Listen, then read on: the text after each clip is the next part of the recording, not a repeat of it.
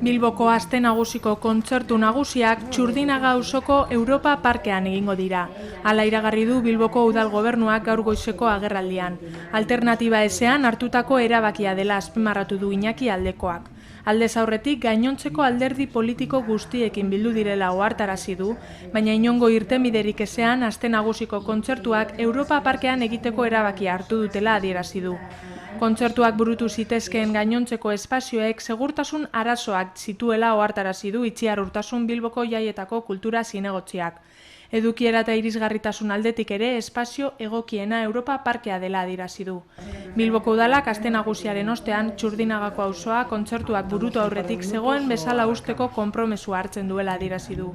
Halaber, Txurdinagako auzokideei elkartasuna eta konpromesua eskatu die sortu daitezkeen eragozpenen aurrean. Adin guztietako eskaintzak dituen aste nagusi baten alde egin behar dela azpimarratu du Aldekoak, bere hitzetan parte hartzailea, doakoa eta eredua izango dena.